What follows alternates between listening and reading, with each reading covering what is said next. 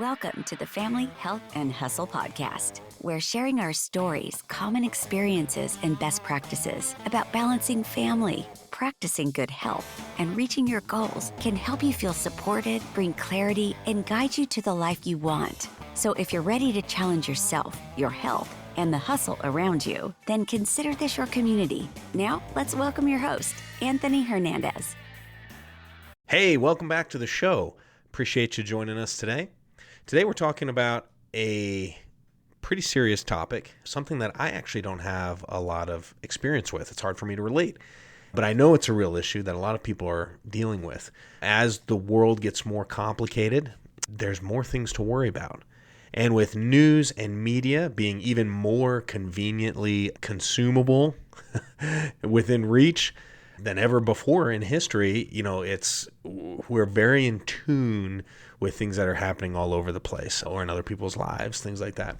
So anyway, that being said, as the world gets more complicated, there are more and more people who are struggling with anxiety and depression and general mental health issues. Like I said, I don't personally have a lot of experience with this. It's hard for me to relate. I can only kind of imagine what people are going through. But today I have a good friend of mine here with us who has been going through their own journey and kind of discovering themselves in regards to mental health. I want to jump in the conversation with today's guest.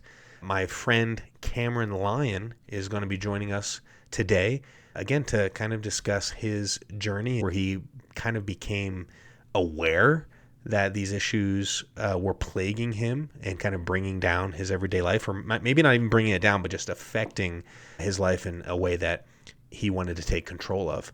So without further ado, Cameron Lyon, welcome to the show, man. Thanks so much for being here. Thanks. It's a pleasure. Always love to share with people.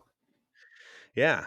For those at home, Cameron and I and our friend Steven, we were racquetballing for quite a while right there.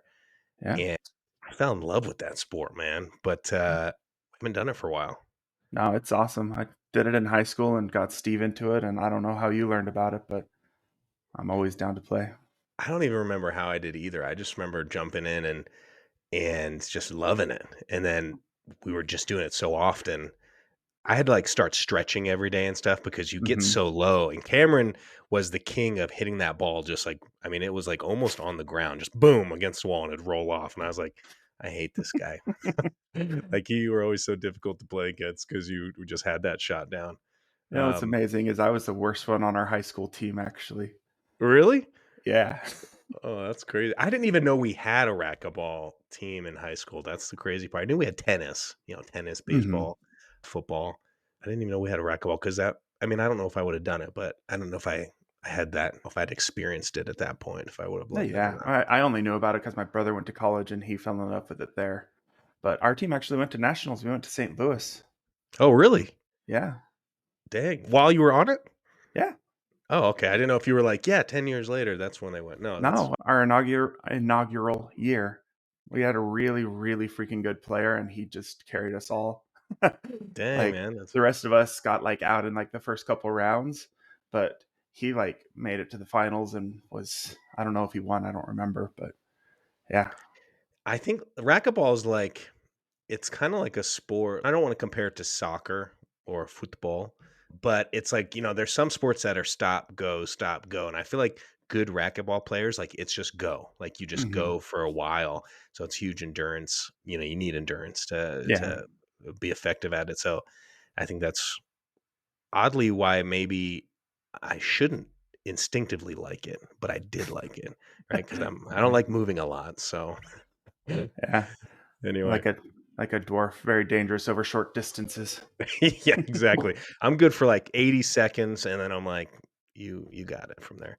Anyway, we got to get back into that. My back's killing me though, so I got to start stretching again before we do that. But we need to get Steven and jump back in there. So anyway, my friends are home. We're not here to talk about racquetball today, but we can. I love it. But Cameron is here on the show because he's had some unique experiences stemming from the last few years, I think, that will relate to our audience at home. But before we jump into that, let's learn a little bit about Cameron. Let's hear a little bit about his background, some of the goals he's had growing up, and then kind of where he's at right now with his family and different things. Give us a little background so the audience at home can get to know you a little bit. Yeah. So I ain't gonna give you the year I was born. I'm not gonna dox myself. But uh, lived in West Jordan, grew up. I had an amazing family, super nice. Just very lucky, very blessed in that regard. My parents, they brought themselves from out of the lower class, from out of abusive parents, and raised kids without having to be abusive. Like, we didn't even get spanked. My mom was very against that, and I was just very lucky to get that rearing from them. So I went to college, or not to college. I went to high school, and when I was in high school, I thought that I wanted to be an anesthesiologist because I had gotten eye surgery done. I'm like, that guy, he gets paid well, and he just sits there for an hour playing on his phone. Well, And he's back then it usually was a funny. yeah, right. Back then it was a Palm Pilot. So when I went back for my surgery, he like pulled out this Palm Pilot and let me play Pong for a second, and Dude, then I fell asleep. do you, do you remember when you first saw a Palm Pilot?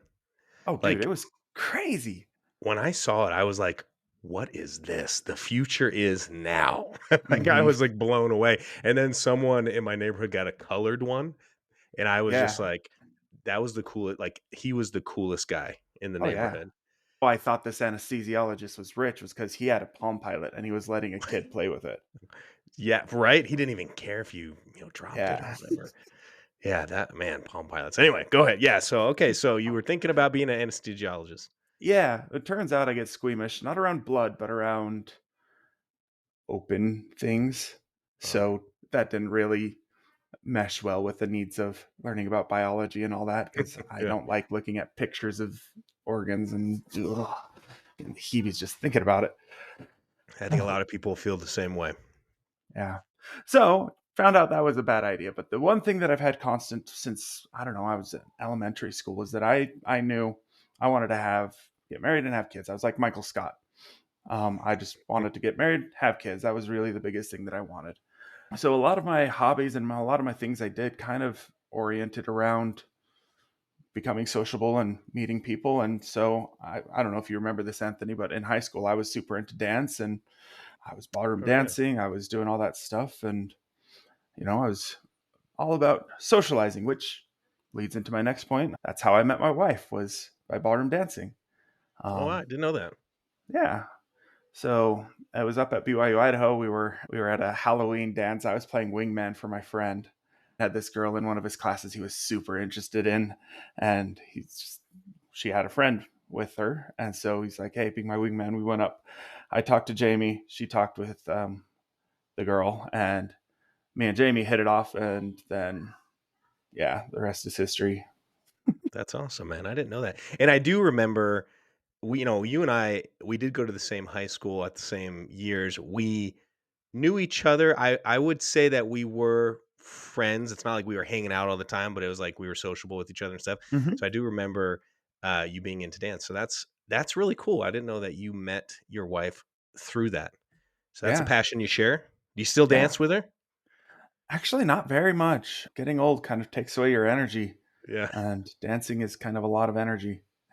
Yeah. Well, and I'm like a hug and just kind of sway back and forth. I know you guys were like flipping up in the air and doing all kinds of crazy stuff. So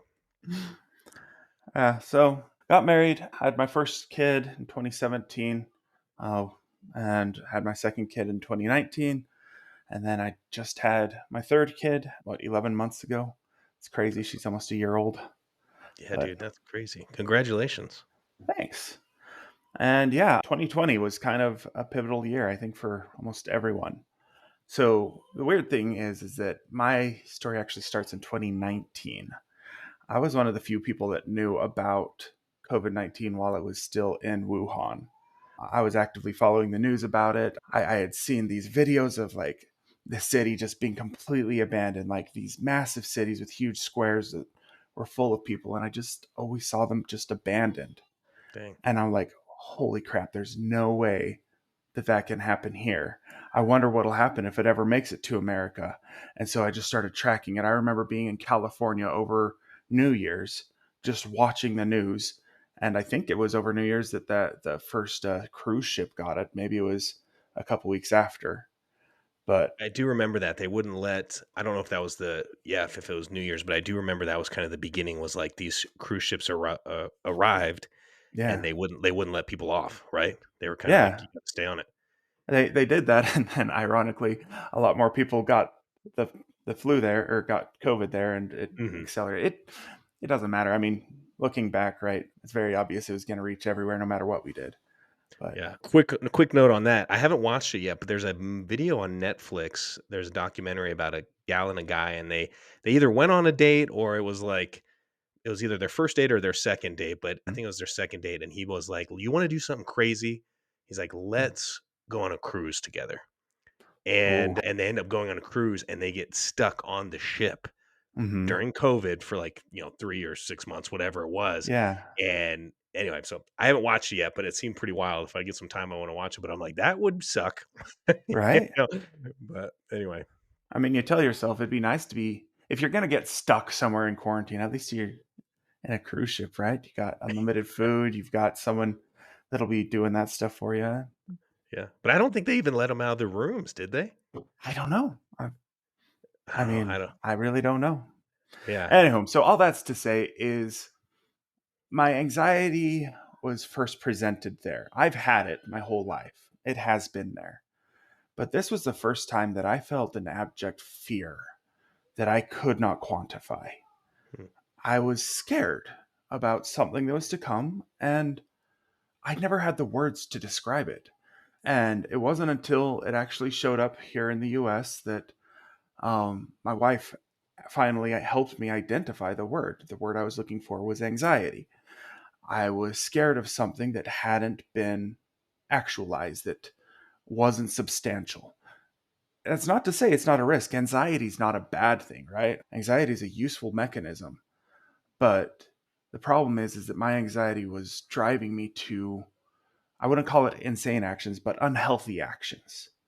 So I was like going online every day, sometimes multiple times a day, looking at all the numbers in Utah, seeing how it was going, watching every story about an outbreak, trying to track it. And I was just honed in on this fear of mine of this pandemic, right?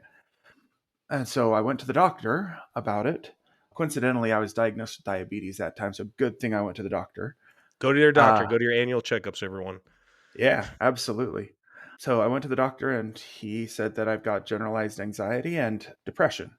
The depression caught me off guard. I never noticed that, but it's there. Yeah. So, Let me ask you go this. ahead. Do you, I think when I think anxiety, I think of having that being a very visible thing where like Hmm. people around you have anxiety, like you might be able to notice like, they're really afraid of that. But then you throw in depression, and I feel like depression's the opposite, where it's very Hmm. internal, right? Like sometimes you don't know, majority of the time you don't know if someone's in depression. Yeah. So do you feel like how do you think you showed, because even being around you around that time, because we were doing some racquetball right at the beginning, not 2000, probably the end of 2019, beginning of Yeah. 2020, mostly I think end of 19. But like I knew you were aware of what was going on, but I didn't see any like overly anxious behavior or anything like that. So I was just curious, like, do you think that, how do you think you exhibited that? Do you think like that depression did kind of have you bury it, or were you very vocal about some of that stuff that you were worried about? I mean, I only saw you a couple times a week in the morning for a little while, but I was just curious. What do you? I mean, it presented in different ways, like on social media specifically. That was the year that I decided to cut ties with social media. I was done with Facebook and I only use it now Mhm, as a way to message my friends. But social media was the easiest place for me to get that out. It's where I could put my voice out and frankly mhm, have it not matter. As for like individual interactions, I kind of would hide it, frankly. Once again, I didn't have a word in that at that time to recognize it. So I was just trying to hide the things that made me different, what felt different. mhm. Um, like I would doom scroll. I would go in and do a bunch of this research and I'd be scared out of my mind. But I'd have this voice in the back of my head saying, "No, you're not allowed to be scared. You're not going to go as far as to say that it's just because you're a man, but that's what my voice was saying, is that you're a man. You're not allowed to be scared. You need to be strong. It's not right for you to be scared of anything." And so I just had this in me that even if I was scared, no one's allowed to see it. That's putting too much pressure on them. That's taking my emotions and shoving it at you, is what I thought. So no, I don't think I presented as actively as I could have. And that, like you said, maybe that's not a depression, wasn't a sign of depression, but maybe that was just a sign of cultural norms, right? Like we're kind of taught Yeah. as men, like I mean, there are a segment of men that are very emotional, Hmm. and then there's like a large percentage, I would probably say the majority, that are like, don't let anyone see you cry, Yeah. right? That kind of thing. And so you're maybe falling into more of that of, I can't show people I'm scared. I'm not supposed to be scared. Yeah. And the irony is that the want of hiding my fear is actually a fear-based reaction. It's how I coped with being scared, is Hmm. that I would hide it. Like if I wasn't scared, I would have nothing to hide. If I wasn't scared about what people would think, if I wasn't anxious about that feeling, you guys would have known that I was scared of COVID. I would have used those words because I was, but no way was I going to open up to most people and use those words. It's a scary idea to put your emotions out there. So going back to the timeline here, got diagnosed, got myself put on some fluoxetine, some medicine for it, and then from there, my doctor recommended I talk to a therapist. I tried it. I went to a therapist, and you know what? He and I didn't click. And at this time, I knew very little about therapy. And I thought that that was just a me problem. And I'm like, all right, well, therapy doesn't work for me. So I Hmm. stopped. I stopped looking. And then about a year later, I was having issues at work and a lot of stress coming up. All right, I need to talk to a therapist. I've got a lot of stress going on. I need to have someone to help me out because I don't know. So I went and found another one. She didn't click. And so once again, I kept to that mindset, like this is just how it is. Like I can't get therapy. It doesn't work for me, you know? Hmm. Um, so I just went on, and I went on for a couple more years, and it wasn't until 2023 I was reading a book by Renee Brown. It's called Dare to Lead. It's a really, really good book, and it's not just about people who want to be, actual people leaders in a company. It's about how to lead from a position of vulnerability. So most people, like I've just said about expressing this fear, they view your emotions as being something that you shouldn't share, that it's something that alienates you. Most of our emotions are actually social constructs, and they're built Programs. to, yeah, they're built to help us interact with people. Like if you see an Inside Out 1, like the whole Hmm. point of, well, that I got out of it, it's art, so everyone gets just, whatever they get out Yeah. of it. But what I get out of that is the whole point of sadness was so that you could connect with people, because no one wants to feel sad, but that's the reality, is that you do. So yeah, just bogged down with all these emotions. And here comes this book that says, you know what? Being vulnerable is a way that you can be strong. If you are vulnerable, you can make better and deeper connections with people. If you are vulnerable, you can have honest conversations that aren't charged with emotion. And then there was a line in here, though, that really caught me off. It said that me and my team has identified 30 different emotions. And at this point, I was like, hold up. I know maybe 5 emotions at this point. I can name all the main characters in Inside Out, and that was about all I could do. I don't even know if I could name that many, but yeah, that's 30. That's quite a bit. Yeah, I would not have anticipated that. she said that. And I was just like, all right, well, this is very obvious. I don't know what I'm talking about. And that was kind of the moment that changed, is that I realized, because I'm a cocky individual. I tend to think that I What? know a lot more than people. Yeah, right. Who'd have thought? No. No, not me. So I tend to think that I know more than people. And I tend to think that I know a lot. I do put a lot of effort into learning, but that's a very cocky perspective that I had. But I read that, I'm like, oh crap, I've got 30 emotions. I can name five, and one of them just encapsulates bad, which is all the emotions that I don't like. So yeah, I realized I needed help. So I went to a website, Psychology Today, and I started doing research on therapists. The last two times, what I did was I went onto my insurance's website and like, hey, um, I need therapy. It just gave me a place that had open bookings. Well, it turns out they had open bookings because this one person was into what is it when you mesmerize people? Hypnotism. Hypnotherapy. Yeah, Yeah. exactly. And so this person was doing hypnotherapy. Not bad. Doesn't work for me. I can't get into hypnosis. I am not suggestible. So, Me there neither, was by the just way. some, yeah, it's interesting. But yeah, it's, so I got on there and I started doing research, and I did research actually for months, and I was terrified to take that first step. I'd already went through two people, and I'd tell myself like, is this even going to amount to anything? What good could a therapist do? I met two of them and they didn't even help me at all. They didn't give me any tools. They didn't tell me what I was feeling. I just talked to them for an hour and then they let me go. And how does that help? What the heck? It was confusing.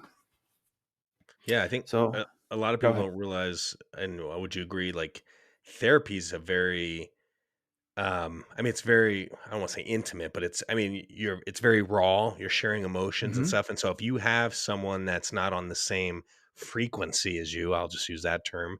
Mm-hmm. It's, you know, yeah, it just feels like you're just talking at someone. All right, I've mentioned in past episodes, I've done just preventative or proactive, like, marriage counseling or Mm-hmm. therapy and stuff like that, and we've been to some seminars or things like that, and there's some people that are just like, I'm like, I could really open up and talk to this person and they understand me, and then there's other people Yeah. where I'm like talking to them and I'm like, I just don't know if, like, I'm not feeling it, right? Mm-hmm. I'm not getting anything from it. So I think a lot of people don't realize that it's not just show up in front of a stranger. And I would do what you had done, is just gone to my insurance website and been like, who's open? Like, Mm-hmm. I'll just do that. Not realizing that it's more of cohesive than that, I guess. Yeah. It's a lot more involved. Because you're absolutely right. You have to be vulnerable in therapy, otherwise it's not going to work. And like at the time, if you asked me, I would tell you that I was a very open individual. Ask me anything, I would tell you. I wasn't afraid of telling you what was going on. I was afraid of telling you what I felt. But that's mostly because I didn't know what I was feeling. I didn't have the words to describe it. It was like when I went to Japan and I knew exactly what I wanted to say to these people. I had things that I wanted to say, and I couldn't talk to them. I knew a half dozen words at the time that I left for Japan, and I couldn't tell them what I wanted. And that amounted to me getting scared and locking up and not talking and doing the worst thing that I could have done to learn the language, which is not practice. Um, and yeah, it's just, I was out of words to describe what I needed. So this time, when I went to therapy, I had an actual goal in mind. I had something I wanted to understand, which is, what are my emotions? What are they?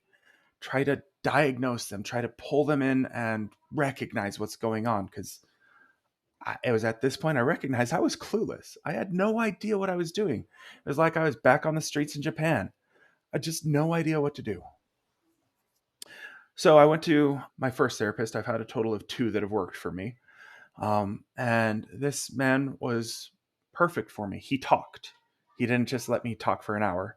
He was perfect for me. Not perfect for everyone, perfect for me. I needed to learn. I wanted to learn. Mhm. And so when I went to him, it was probably half and half the amount of time I talked versus the time he talked.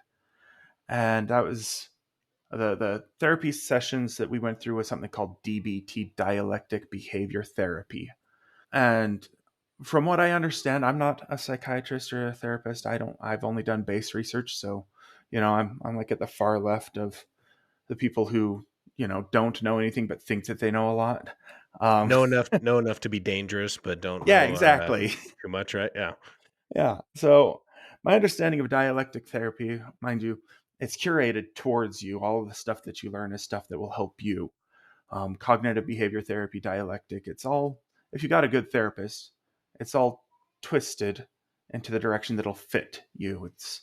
It's really handy. So with the dialectic behavior therapy, the DBT therapy, the first thing that I had to learn was about mindfulness. Now, I've heard that word a lot thrown out there. And when I did a couple activities earlier in my life, I tried it. It was always very similar to meditation, which Hmm. was about clearing your mind, finding peace in your body, and recognizing the physical sensations you're feeling while you are in that state, and use that to kind of step out of the moment and be there. At least that's my understanding of what I learned about meditation, which also I believe there's multiple kinds of meditation, so very And I, narrow-minded there. no, and I feel like when we were younger, like I never heard anyone talk about this stuff. Now, maybe it's a just culture and signs of the times type thing. Like just so many people talk about mindfulness and safe Hmm. spaces and all this stuff. And sometimes I'm like, and it's there's a transition of even trying to understand that because like you Yeah. said, being programmed a certain way in a different time, and then now entering this time where that's widely accepted. It's people are showing benefits of it, all this stuff. And I'm sitting there going, what? Hmm. Like this is okay. I'll try this thing, what I mean, or whatever. And that was its own transition, at least for me, and maybe for you as well. Just trying to accept that something as simple as this, something as some quiet time, trying to filter out your thoughts is really good for your mental state. Hmm. Yeah, it's phenomenal. So I my therapist brought up mindfulness. I'm like, oh yeah, I've done meditation before. He's like, well, hold up. Meditation is the opposite of mindfulness. Hmm. Mindfulness, you're supposed to be in the moment. You're supposed to recognize not only how you feel, what you're doing, what you're thinking. You're supposed to step in within the moment. You're not supposed to separate. You can do this while driving. You can do this while talking. You can do this literally anywhere. The idea of mindfulness is to just sit back and recognize the actual feelings, both physical and emotional, that you're feeling. And that made no sense to me. That was confusing. That was so confusing. When you were just saying that, I'm like, maybe I don't know anything about some of the stuff I'm talking about. Who does? That's the best part, is that we don't know, and that Yeah. it's a chance for us to learn. So that first session, it was nice. He talked to me. He taught me some stuff, but it wasn't until the second session that he came. He's like, "How's your mindfulness going?" And I'm like, "I have no idea what you're talking about, dude." So for our therapy, we ditched the room. He's like, "Hey, just go on a walk with me." And we went out, started walking down the road, and he's like, "All right, well, let's be mindful here. Just think about what you're feeling, what you're doing. As you're feeling things, tell me what you're feeling." And so the first thing that I told him was that I'm walking down this road. I remembered walking, because I used to work on that road. I remembered walking to this. And he's like, no, we're not supposed to be looking at the past. He said it in a lot kinder of a way. He's a therapist. He knows how to phrase things. Hmm. I don't. So the phrasing is wrong. He said it a lot gentler. But no, we're not supposed to be thinking about the past. You're supposed to be thinking about right now. So don't get nostalgic. Don't try to remember past events. Don't try to think about the future. Think about now. I'm like, all right, well, I hear the traffic going by. Like, good. That's exactly a great place to start. You hear the traffic. How does that make you feel, hearing the traffic? Like, okay, well, I can feel the sensation of noise in my head here. And, I can feel that. And I recognize the sound. And I don't have any emotions towards cars. I'm very comfortable around them. It's like, okay. And we kept going. He's like, what about this sidewalk? It's not even. And so then we talked about that. And we talked about the wind and all these just common things that if you're mindful, you can feel. Like, I can literally feel my hand in two ways. If I grab my right hand and touch my left hand, I can both feel it in my right hand and I can feel it in my left hand. And they feel different. But usually, when we grab our hands or touch our hands together, we don't feel anything. We're just used to it. This is what I'm supposed to do. I can touch my hand and not feel anything. But we stepped into the moment and stepped into my body, and we recognized what was actually happening. And that was the foundation of mindfulness. We spent weeks and weeks practicing it. It was at the point that, 2 months in, that we got comfortable with mindfulness, and we started transitioning to some more steps in DBT. But that idea of mindfulness was just a game changer of being able to step into the moment and recognize that I was feeling a lot more than I was willing to admit. So, the other things that we talked about within DBT was that we have this idea of an emotional mind and a logical mind. And the goal of DBT is to combine the two ideas into one, which he calls the wise mind, and to not try to keep them separated. Your emotions are not separate. To duck away and to cover your ear, something like that, right? You have an instinct built up. You have an instinct built up to some sort of stimulus, which you've been trained throughout your life. So loud noises. As a baseball player, I'm trained to raise my hand and stare at look for a ball, look for something, right? That's an instinct that I have. I hear the noise of a bat, I immediately look, try to find it.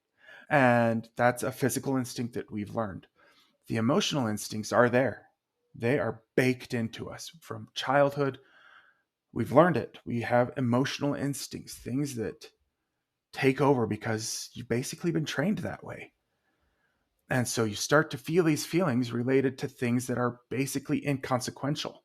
For example, I feel anxiety and fear when I think about praying around anyone else. That is a what I hate using this word because it's loaded now, but that is traditionally a non-triggering event for most people. Most people would think about, if they're religious or not, that if they're praying publicly, it's the same as praying with someone. I've got something there. And then the other part of DBT was to take this from a non-judgmental perspective, to not call anything good or bad. So we went through a lot of exercises about recognizing the good that can come from anxiety, the good that can come from fear, the good that can come from sadness, and the bad that can come from excitement, the bad that can come from happiness. There are some bad things that can happen. For example, on that front, I went out shopping for a car, and there was this really charismatic dude, and he did a great job. Absolutely stellar at his job. Good for him, man. But he got us just happy. He got us in this mood of excitement. And we bought the world's worst car. Like, it was Skilled Chevy VJ. salesman. Yeah, he was phenomenal. He just made that connection. He got us excited, and then he used that excitement against us. I don't think it was quite as cynical as I put it. I'm a very cynical person, but I don't think he was intending to be that. I don't know. I don't think he was trying to pull my emotions. I think he was just trying to sell. Yeah, he probably wasn't like, I'm going to sell this family this horrible car so I can make some money. It was probably like, they seem interested. I'm going to get them really excited about it. Yeah. Right. So excitement itself isn't bad. Most people would consider that a good emotion. You're excited for something. Well, it led me to spend $20,000 on a car that I hated for 5 years. It sucked. And so the idea of the dialectic therapy was that I would recognize these things that I'm feeling and not judge them, not call them, not label them as good or bad, but label them as what they are. And then we would slowly go through and recognize more and more emotions. Now, for someone who's never felt emotions, well, that's a misnomer for me, at least. I know there's some medical conditions where people don't, but most people, even if they're suppressing them, they feel the emotions. They just don't recognize it, or they don't know how to describe it. They lack the words. It's like me being on the streets in Japan and knowing a dozen words and trying to make conversation. It just doesn't work without that foundational knowledge, without that emotional literacy, for you to be able to start having those conversations with yourself. And that was huge. Let me ask you this. Do you think, so mindfulness, now that you've described it to us, which is a great explanation that I would not have thought of. I was in the camp of thinking mindfulness and meditation were similar. Yeah. Do you think being mindfulness and really spending time to try to identify the things you feel helps to, let's see, how can I phrase this question? Based on what you were Mhm. just saying, like, do you feel like that has helped you identify feelings that you're having and then almost be able to like find the root cause of it, right? Like if I'm scared about something, like you're saying, like I don't Mhm. even know how to explain it sometimes, but if you spend time just trying to sit there and think, okay, I put the scared part away, like what are the other things I'm feeling or the environment I'm in? How Mhm. does that affect this emotion and what could be causing it? Am I making Yeah. sense? Is that No, it so makes you're perfect sense. Like, mindfulness is a mechanism for you to understand your emotions and understand what you're feeling. The interesting thing that my therapist taught me was is that most emotions, almost all of them, have a physiological effect. You can literally feel them in your body. For example, when I feel anxious, I feel it up in my jaw. It clenches. I get nervous and I clench my teeth. I grind my teeth. When I am frustrated, I can usually feel it under my cheeks, usually associated with the red that comes to your cheeks of, you're getting worked up, you're starting to get angry.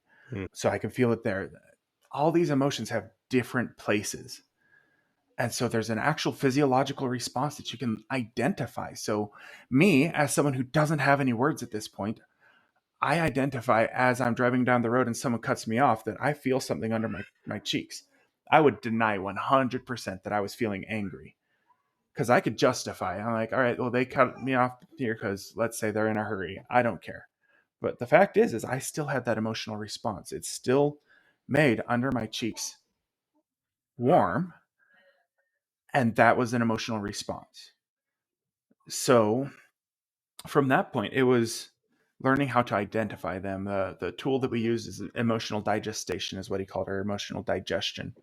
I always pronounce the word as digestation. Um, mm. I but don't know the difference, so it sounds cool I to don't me. So, I don't think there's a difference. I think I'm just pronouncing it wrong. But well, I like the way you pronounce it. So you it's keep doing you, boo. so what he did was he gave me some tools on how to start identifying them. The first thing was to obviously recognize through mindfulness that you're feeling something. You don't have to put a name on it. That's fine. The second thing is to recognize what sort of stress that's putting you on. He used the SUDS, the subjective unit of distress, which is basically you arbitrarily assign a 0, 1 to 10 on how much this is messing with you, how much distress this is causing you. And you recognize what level you're at. And then from there, you start going through emotion by emotion, trying to identify which ones exist, which one exists. And so then on my phone, I've got a feel wheel, which has, 50 some odd emotions on there that I go through, and they've got subsections. So like under anger, they've got like, I love my English ability. But frustration is one of the ones that are common in there. Mhm. And so I have done something that I'm embarrassed about. And so we start looking at these emotions, but specifically anger, not as a bad thing. It's not a bad thing. Anger is a very protective tool that is useful. But to identify that one, you're having it, not deny it because anger is a bad thing. You identify your anger and then you just sit with it. You feel it. I am angry because so and so, because my son talked over me. Why does it matter that my son talked over me? He's 5 years old. That shouldn't matter. He talked over me because I am scared that I'm emotionally scared that my words don't matter. Okay, I'm feeling scared. Scared is the root cause of this bout of anger. And so then I can sit with that feeling. And that's the thing about that is I'm not trying to change my anger. I'm not trying to change my fear. And once again, this is my understanding. This is Cameron. I'm not a therapist or a psychiatrist, but Mhm. we learn to sit there in that feeling. We identify that feeling. And then after you've sat with it and understood it, the next step is to move, to start going about your day mindfully. Recognize that that is there, that fear is hidden underneath the surface. And it's there. Once you recognize its existence, it's like going out into the ocean. If you see a wave coming, you can brace for it. You know that it's coming. If you have your back turned to it, good luck, Hmm. man. Like, you don't know when it's going to hit unless you're like really good and experienced with it. Like, you got to have some awareness. Hmm. And yeah, it's so much easier to sit with your uncomfortable emotions once you have the knowledge of what it is you're looking for. Well, and I love what you're saying too, because essentially what you're saying is like certain emotions are, for lack of better terminology, and maybe you would know this better than I do, is they're secondary emotions. They Hmm. are something else is triggering, right? It's like you said, anger. Anger isn't always necessarily a bad thing, Hmm. but I think in certain situations, maybe it's not what we want to happen, right? Like you said, Hmm. I might get angry at my son or my daughter for doing something, and then later on I'll feel bad and be like, why did I get so angry about that? You know what I Yeah. mean? But maybe, like you said, there's a subset, there's some kind of emotion underneath it, like I'm angry because I got embarrassed. Okay, well, why Hmm. did I get embarrassed? Well, because of this or this or this. And if you identify those emotions and those issues, you might be able to remedy anger in that certain scenario, right? Like again, anger is not bad in certain scenarios, but maybe there's a scenario or a situation where you don't want to feel angry, and being angry was unpleasant. Identify the things that are underneath, and maybe there's a solution there. So if you Oh, yeah. solve that, like you said, feeling like your words weren't meaningful to your son, maybe that's some like an insecurity or whatever. And then, Yeah. you address that. And now all of a sudden it's like, well, now that's something I don't have to get mad about because I've addressed that underlying issue. Yeah, exactly. I mean, me getting mad at my son because he was talking over me was a stupid thing, frankly, but it's something that I legitimately felt. I was angry about it.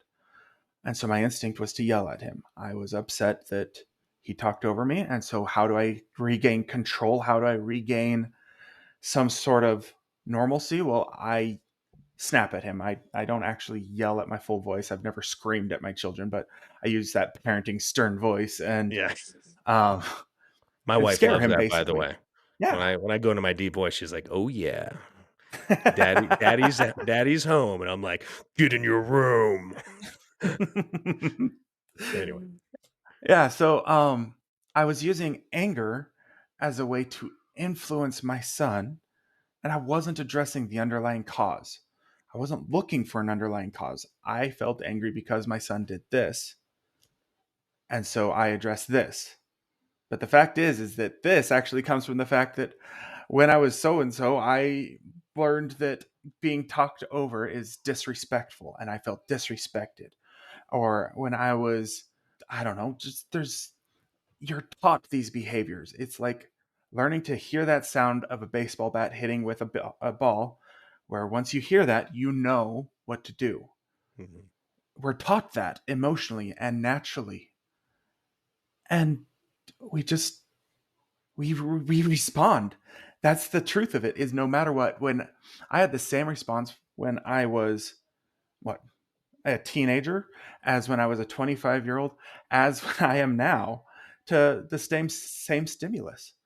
I still have my natural emotional instinct. And it happens just because some sort of input happens. It's just like hearing that sound and looking for something, or in most people's case, hearing a sound, ducking and covering. Or there's lots of these things that we have naturally. Like if you're fumbling your keys, you naturally try to grab it because you've gotten used to the idea, oh, well, if it's falling, it's going to drop on the ground and I'm going to have to go and bend it down. If I catch it, I stop that. I can Mhm. stop the problem in advance. So you build up that instinct so that you're not even mindfully doing this. You don't mean to catch it. You have the instinct. You drop it, you need to catch it. And that's what's happening with our emotions. You have these instincts built in where you see something, stimulus comes in, and your body responds with an emotional response. And you can't control that. That's just how it is. Your body responds. It is your body. I can't stop myself from feeling when I feel my hand. I can't stop myself from my instincts unless I recognize what my instincts are and address the underlying cause. If I just ignore them, the instincts are there, but I'm just getting more and more things that I've got to control. I'm not just controlling my ability to look at a ball. I'm not just controlling my ability to keep my hand holding onto keys. I'm controlling my ability to not stop myself from feeling the emotion, but stop myself from responding in a way that I don't want. Anger isn't a bad thing, but yelling at my son is. He does not deserve to be yelled at. He is 5. He is wonderful, the sweetest boy in the world. He does not deserve to be yelled at. And so I'm still angry. That's a fact. But I can choose to do other things because I've identified not only that I'm feeling angry, but there's an underlying cause that I that's happening here and that I can start to work on. Well, I think the key word that you mentioned there too is control, right? Mm-hmm. Emotions aren't bad, but you should be able to recognize if they are, I don't even want to say out of control, but if they're further out of a certain realm than you would like them to be, right? And I think Yeah. this is when we connected on this your journey, your experiences, what I loved is this is becoming something that's so it's not going away. People, depression rates are growing, anxiety rates are growing, and just even things that necessarily we don't maybe have statistics on or numbers on, like anger or different things, like we as people, as imperfect, organic, matter beings, whatever you want to call it, we are, if we don't keep things in check, they'll lose control. And the problem with losing control of those emotions is they could have a physical effect on you. Like you were saying, like it could wear you down physically, it could wear people down around you physically. I want to ask you real quick about anxiety. And you Yeah. mentioned earlier in the conversation that you didn't even know how to describe it. You didn't Yeah. even know, maybe did you know you had anxiety, or was No. that one? Yeah, I was gonna say, so I knew how the do word. you My wife has had anxiety and panic attacks. I know the word. I've seen it in other people, but I never identified it in myself. So now, having spent so much time doing the mindfulness practices and activities, if you could, how do you put that into words? Suffering from anxiety that might be relatable to people that are listening, that maybe they don't even think they have anxiety, but they're worried about things. They're to the point where they're emotionally and physically getting worn down, and having to consider, like, maybe I'm not keeping certain emotions in check, and this is now rolling into something that, like, anxiety. Yeah, it's hard to just I can describe my physiological feeling. I can describe how I recognize it, but it's different for everyone. It Everyone feels everything differently. Hmm. Some people respond to sadness a lot stronger than others. Some people respond to fear a lot different. It's very much a you thing and it's very much subjective. But for me, when I am feeling anxious, I usually have this underlying sense of worry of a problem that I need to solve without there being a problem. I see that my wife is upset. I try to remedy that by being extra nice or by doing some chores or doing something to lighten her day. Well, that's not a bad thing, but that is anxiety letting me recognize she's feeling something and I am worried about her. I want to address it. The problem is that she might actually be upset because one of her friends from high school died or something completely unrelated to you and Hmm. unrelated to the now. She could just be sad. So anxiety, it drives you to action, which is why it's a good thing. If you have anxiety, that means that you can plan in advance. That means you can step up and you can start doing things. You can plan. You can see problems before they get to you. There's a lot of cool things that come from it. But there's this overpowering fear that just you need to take action. You need to do something. But you can't because they're non substantiated threats. Like in 2019, COVID was coming. I knew it. I knew it before most people. What can I do about it? Realistically, nothing. I can't. I cannot do anything about it. But what I would tell myself in those moments with anxiety was that, well, what I can do is I can learn. I can be ready. I can learn what's going on. I can learn what sort of things they're having to do so that when it comes here, I can know what to expect. I can prepare in advance because I'm scared of what's going to happen in the future. Yes, I can. but that's just going to feed into my anxiety. I'm giving it food. I'm saying, oh, you're absolutely right. This is definitely where we need to be putting our efforts into, because this happened in Wuhan. That means that this is going to happen in Salt Lake City. And then it just gives anxiety its own power. And once you feed anxiety, ooh, that is a greedy bastard. Sorry, I don't know if swearing's allowed on this show. Yeah, sure. Anxiety will just take and take and take. So if you give it an inch, if you give it any recognition, either positive or negative, if you say, no, that's not going to happen because this and this and this, well, that's anxiety still.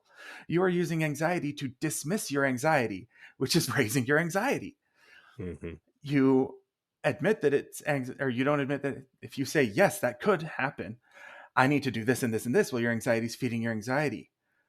Well, what do you do in that situation? You're damned if you do, you're damned if you don't. Mm-hmm. Well, you need to be mindful. You need to step back and say, yes, I might not. I don't know. Is that happening now? Does that affect me? Is there something I can actually do that will help? And be honest. If you're being honest with yourself, you'll identify half the stuff I'm doing. That's not going to help. I don't need to know about the hospital in Wuhan that had this, and I don't have to see the quarantine set up. I don't have to see how people get meals delivered. I don't have to see how you get groceries. Mm-hmm. That doesn't help. I mean, watching all that wouldn't have prepared me for the toilet paper outage. Like, and every do. Yeah, first of all, where did that come from? Toilet paper outage, and then like anything since toilet paper is the first to go. Like this dock strike that happened a couple months ago. Like I went to Costco, toilet paper gone. I was like, I don't understand why this is such a hot commodity. Anyway, I digress. But no, continue. Yeah, so that was really the hardest thing for me, was disengaging for it. And I'm not done. This is a journey. I don't mean to come here and say that I've finished my journey. I'm healed. Hallelujah. No more anxiety. No, that is an actual emotion. Our goal has not been to kill anxiety. Our goal has been to take control of your actions. I cannot control what I'm feeling emotionally, but I can control how I respond to it. I can control what I do with that information. And I do know now that if I doom scroll, or if I doom scroll the other way of it not being a threat, well, I'm still doom scrolling. I am affecting myself negatively because of my anxiety. And so that's kind of where I'm seeing it right now. Mind you, in a year, I'm probably going to look back and like, oh, Cameron, you were such a dumbass last year. You couldn't figure anything out. But I am where I am. I have a part of my journey, and I'm moving where I want to be. I'm moving in a direction where I feel like I have a more understanding of myself. And that's the point where I got to with this therapist, that I decided that I've learned what I needed to with DBT. We went through for like a year together. Mm-hmm. And I felt like I've learned all the tools. I was practicing all the tools. We were meeting once a month because it was effective already. Things were going great. I was still feeling anxiety, still feeling depressed. But yeah, it's just, I felt like I had gotten what I needed out of him. So I started looking for a different psychiatrist or a different therapist. And I found one. He's amazing, phenomenal. And the goals that we have for this one is to understand myself. I want to understand not just why I am, but, well, not why is the big question that I need to figure out, but I need to understand what makes me me and how I respond to things. Understand how I tick. I mean, I I don't know if you have kids. If you do have kids, I do know that. I don't know if your kids watch Bluey. Let me finish that. Bluey. Occasionally. So there's an episode in Bluey where it's like at a wedding ceremony, and one of the grandparents went on a month-long trip to India, and in order to find himself, is the grandma saying sarcastically. And then I don't know which one of the kids comes up and like, well, you don't have to find yourself. You're right here. That's it. That's the answer. You are here. You have all the information you need to find yourself. You just have to dive in. It's hard. It's uncomfortable. You bring up lots of things that we traditionally feel as negative emotions, things that hurt, feelings you don't want to feel, the sadness that you feel for having all these things in your mind. You can feel sad. You can feel anxious. You can feel regret, you can feel embarrassed. You have all these things just churning around in there, and you can identify them and you can start recognizing who you are. And you're unwinding this ball of emotions. And dude, it's liberating. It is just as liberating for me. I'm a religious person, despite what my language is like. I'm a That's okay. religious person. And it's like that feeling that you get when you're on a spiritual journey. It is deeply personal, it is curated to you, it is a way for you to grow. It is so beautiful. And I see it even on a religious level. And there's some religious stuff we could get into, but I don't think this is a religious podcast. So I'm not going to go into that sort of stuff. But your emotions are deeply connected to your soul. And there is an emotional journey that is tied to your spiritual journey. And it is so cool to be able to take steps in this direction. I am actually moving. I'm actually learning stuff about things that I've been confused about since I was a teenager. I mean, it's so cool to get to move on this stuff. Well, I love seeing your enthusiasm. And I think, again, to point out what you're saying about on the religious journey, religious, non religious, when you do hard things, there's usually joy at the end of them when you accomplish something difficult, right? And Yeah. like you said, when you're looking inward, it's not going to be pretty. And the unpleasant part is recognizing your faults, right? The things that you don't do well, right? It's easy It's to one of sit them, here. definitely. Yeah, I mean, it's easy to be like, I'm great at this or I'm great at this. But when you sit down and go, this is something I'm really bad at that I need to work on, I think that's where the unpleasant part is. But that unpleasant part leads to a greater joy like you're experiencing. You're doing the work, you're recognizing shortcomings, trying to adjust things, you're recognizing strengths, and it's helping you, I think, become more balanced in your emotional journey, right? Would I be wrong in or correct No, in saying that? that's an accurate word. I mean, I don't always, most of the time, 99% of the time, I do not feel joy when I am in the moment in the trenches trying to understand myself. You do not feel joy while you are going through the history of, well, I thought that this person should get uh, the bad case of COVID because they're a denier and they don't believe it exists and they got COVID. So I want them to have a bad feeling about it. That Schadenfreude that I'm feeling. That's uncomfortable to address that. That Hmm. is very uncomfortable to look back and say, I literally was thinking that I wanted someone to get hurt. What sort of pain was I in to make me on that level where I would think to hurt someone? Hmm. That is not what I want to be. That is not who I want to be. I don't want to hurt people. But I was in a situation where I was thinking that I wanted someone to get hurt. I didn't go out and hurt them. I didn't get COVID and then go cough on them or something. Like, I wasn't trying to hurt them. There was nothing actually malicious that I was doing, but I had to recognize, look at myself and say, you know what? I'm being a dick. That's a very rude way to look at things. That is not who I want to be. There's some justifications that people could make about it. And like I said, these emotions aren't necessarily good or bad, but I recognized a behavior that was uncomfortable that made me feel shame, deep sense of shame for feeling that. It brought me to tears when I was wrestling with that. And I still don't like that I did it. I don't beat myself up about it. And I try not to do it in the future. That's the best I can get to right now. I'm on a path. We'll see where this path leads.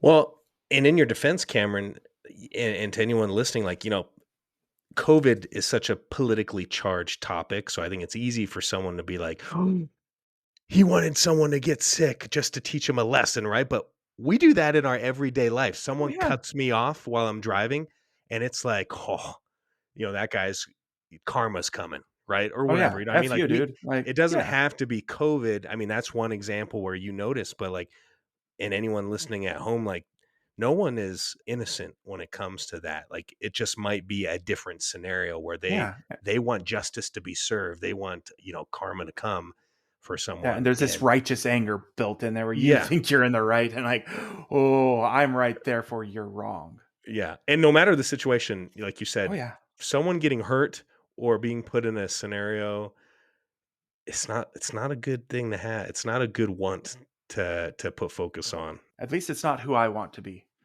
Yeah. I don't know what you want, right? Like maybe you want to have that overzealous zealotry. If you want to be that, if that's what you want to be, that's what you want to be. But I didn't want to be mean. I didn't want to be rude to people, to think, oh, it'd be great if you got this horrible illness. I didn't want that in my life. It's deeply shameful that I did it, but I did it and I naturally did it, but now I can address it. If you're not aware of a problem, you can't address it. If you Mhm. don't learn, if you are clueless about these waves that are coming at you, you're just going to get swept away. You don't have a choice. These emotions happen. You are who you are. Denying it is not going to help. Me in 2020, I could say I have not been diagnosed with diabetes, therefore I don't have diabetes. That is a lie. Mhm. I had diabetes. I did not have a diagnosis of diabetes because I wasn't aware of it. That doesn't change my A1C. That doesn't change my blood sugar levels. That doesn't change that I really like to eat pie. It doesn't change anything like that. But me having a word to describe what's happening to me, labeling it, lets me put it into perspective of the dangers that I'm running against. Lets me put it into perspective of the steps that I can take to address it. It puts it all into perspective. And now that I have this, I can do something. I can do something that's not just yelling at my son to get him to shut up. It is, I can address the insecurity that I'm feeling. And that's beautiful. It sucks in the moment when you're feeling those feelings, but it's beautiful that you can actually see who you are and use that to make behavioral changes. I'm not trying to change my emotions. I'm trying to change my responses to these emotions. I will still feel the anger when my son talks over me. But I say in my head, I am angry. Why am I angry? Well, it's because of this thing in my past, or because I feel this way, or it's not actually angry, or maybe it is actually anger. But I can now take responsibility for my responses. And it sucks because my responses aren't perfect. They're not good. I respond poorly still. I still have that bulge of anger that comes out when we're talking about political things. I still have that bulge of fear. I still am this ball of anxiety built up. I haven't changed that. Medicine helped me take off the super outlier anxieties that put me into death spirals. But the anxiety is still there and we don't want to get rid of it. We need to live with it. And that is so tough.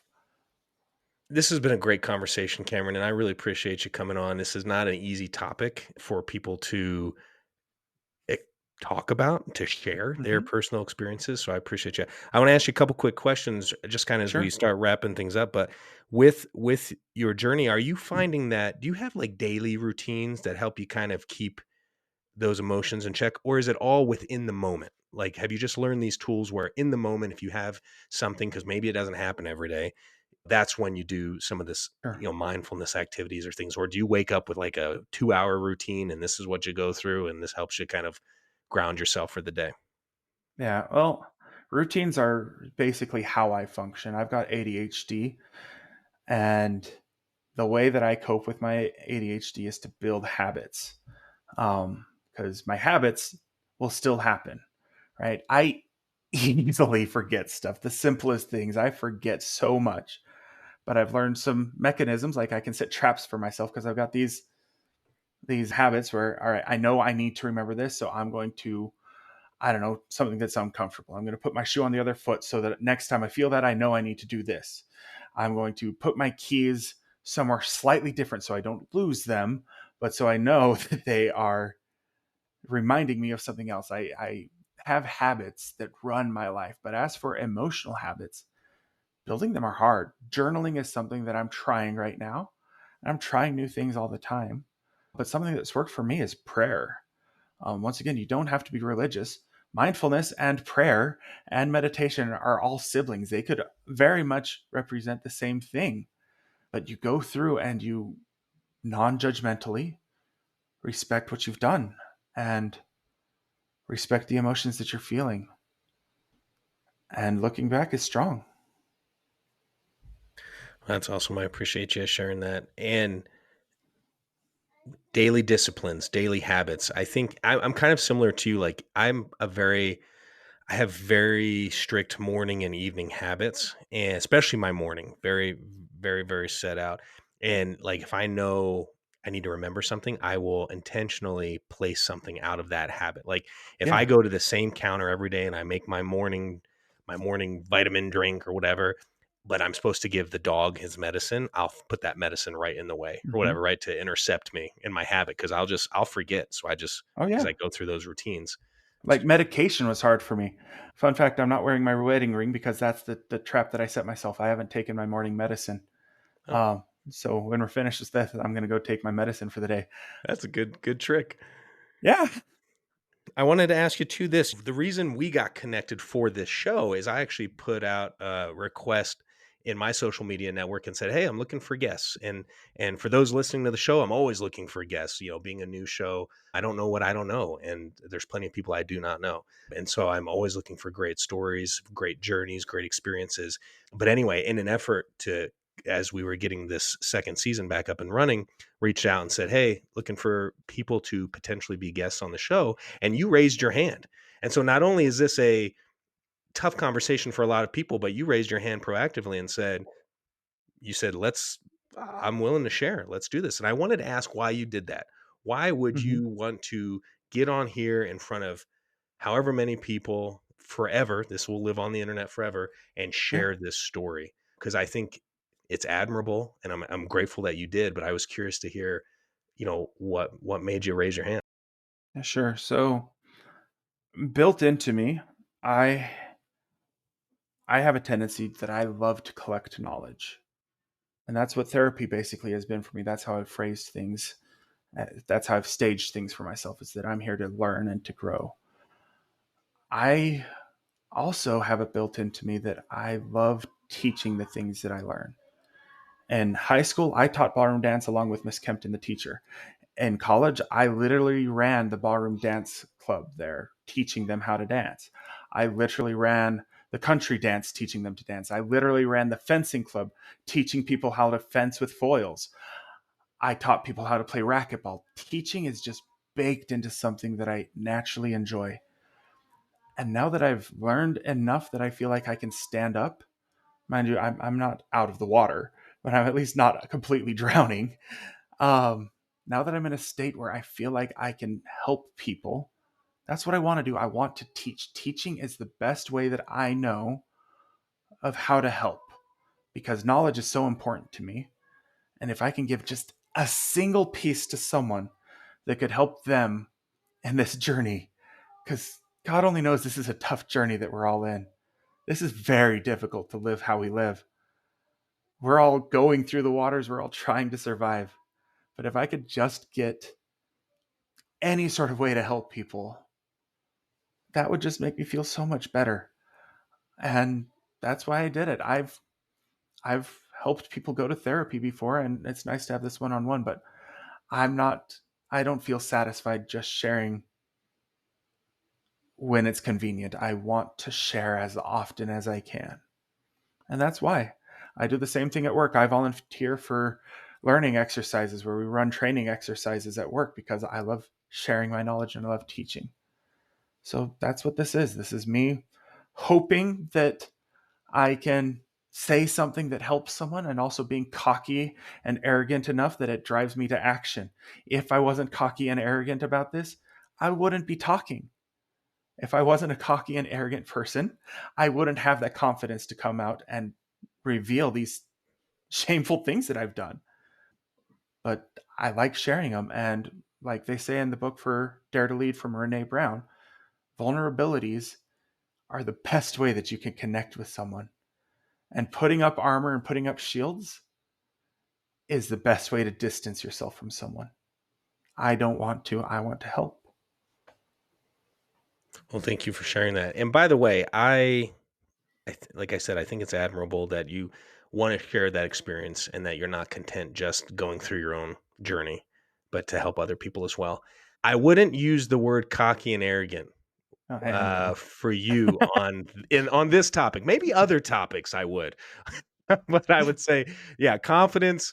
You know, confidence in what you know and how you can help other people. I think is definitely a word I would use to describe you. Um, Well, thank you. yeah.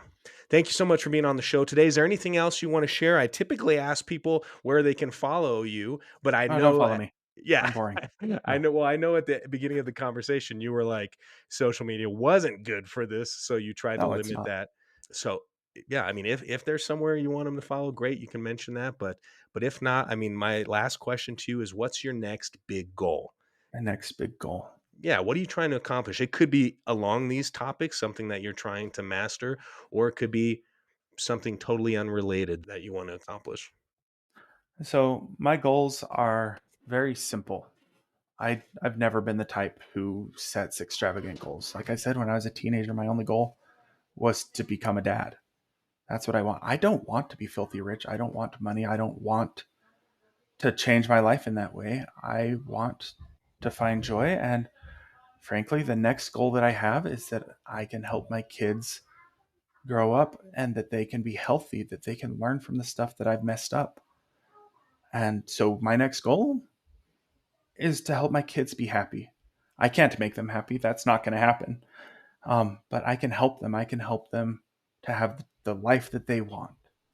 And that's all my goal is right now. I've got goals for work. I've got goals, for, progressing in my career. I've got goals for, oh, I'd love to go on this vacation. That stuff doesn't matter.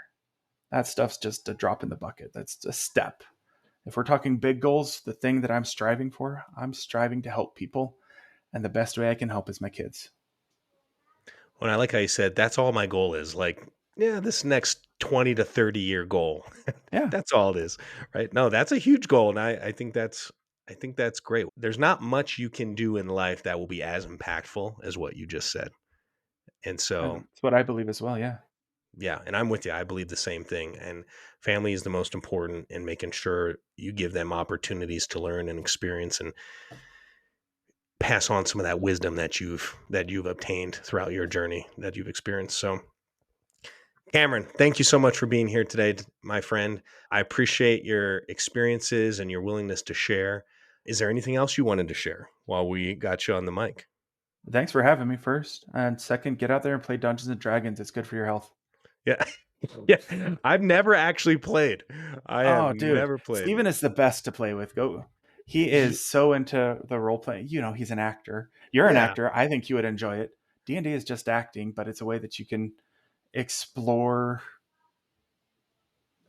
different scenarios. It's fun and it's really healthy. So Good try it. medicine. It's fun. All right. I'm Yeah. gonna have to look it up. He does talk about it. I haven't hung out with Steven for a while, but he would talk about it. He's like, yeah, we got D&D night. I'm like, Yeah. cool. I dragged him into that. It was 5 years ago. He was coming home or he just finished a play and I dragged him into our D&D group and got him addicted.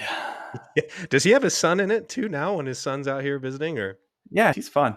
He's got some very silly ideas. I love playing with kids. They aren't afraid to make it silly and fun. Yeah. Um, it's fun. I mean, he basically played Mega Mind. It was fun. My bulbous blue head. That's awesome. Well, cool. Cameron, thank you again for being here today. To the audience at home, there are tough conversations to have, but they are often healthy conversations to have. Recognize the things that you're experiencing, some of the things that Cameron's talked about, anxiety, depression. This is something that's not going away. And like I mentioned, and all the numbers point to, it's something that's increasingly more common. And that's fine. You can strive to live with it, like Cameron was saying, just recognizing and identifying it and then living within those boundaries, right? Recognizing what the dangers that could happen and not even necessarily the dangers, but just how to live cohesively with some of those emotions. Yep. So thank you so much for being here today. And to you at Thank you. home, appreciate you listening, and we'll see you next week. Thank you for joining in today because pursuing a balance between family, health, and hustle, it can feel a little wacky sometimes. So we need to learn from each other. And with a simple click to subscribe, we'll invite you back to our next episode. In the meantime, download our free ebook, 6 Secrets for Success, at familyhealthandhustle.com. And remember, we're on this journey together. Hey, real quick before you go, I just wanted to jump on here and say thank you so much for listening to today's episode. Really appreciate you being here, and I hope some of the things we talked about help inspire and uplift you in whatever journey you are going through. Now, in order to build this community, I have an ask for you. I don't know what I don't know, and so there are plenty of people out there with great stories, and I need help finding them. So I've added a new link to the website, familyhealthandhustle.com. If you scroll to the very bottom, there is a guest suggestions link. Please, if you have anyone in mind or you know someone personally that would love to share their story, their journey, how they're pursuing goals, how they're balancing life, whether it's health, whether it's a hustle, whether it's just their day job, it doesn't have to be some crazy business idea, or how they're balancing a family or different obstacles in their life, please have them go to familyhealthandhustle.com, scroll to the bottom, and select guest suggestions. Send me their information. I would love to have them on the show. So again, familyhealthandhustle.com. Thank you so much for supporting the show. I'll see you next time.